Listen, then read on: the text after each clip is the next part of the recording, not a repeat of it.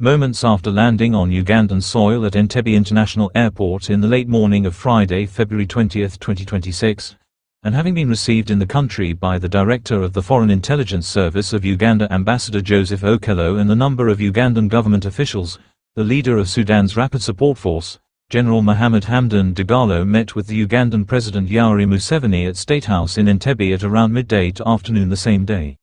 According to State House Uganda, their meeting mainly focused on ending the ongoing conflict in Sudan and restoring regional stability. The meeting came at a time when Sudan is still facing a humanitarian crisis, courtesy of a devastating war that erupted in April 2023 between the Sudan Armed Forces that is led by General Abdel Fattah Al-Burhan and the RSF that General Dagalo leads.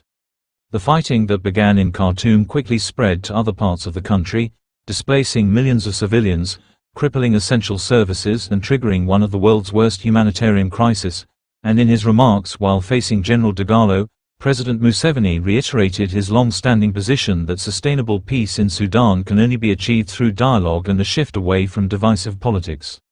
He warned against what he described as the politics of identity, saying that such an approach only deepens divisions, and thus called for negotiations, and emphasized the need for African-led solutions to the African problems, urging all parties to prioritize peace over military confrontation. On his part, General Dagalo thanked President Museveni for his hospitality and leadership, describing him as a respected statesman of the continent.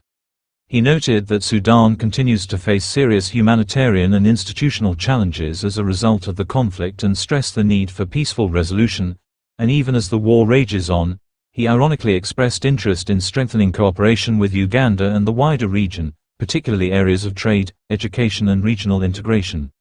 It is to be noted that the RSF leader's appearance as he arrived in Uganda, dressed in a traditional African attire, was a symbolic gesture that many may interpret as aligning his struggle with broader African identity narratives, in contrast to Sudan's Arab-led establishment.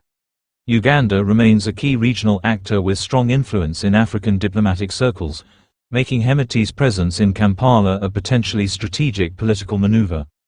The visit could signal efforts to strengthen regional backing or reposition the Rapid Support Force within African political frameworks, and probably a kind of response to General Al-Burhan's hardline stance and recent remarks in which he ruled out any peace negotiations unless the RSF surrenders and withdraws from the areas it now controls or occupies.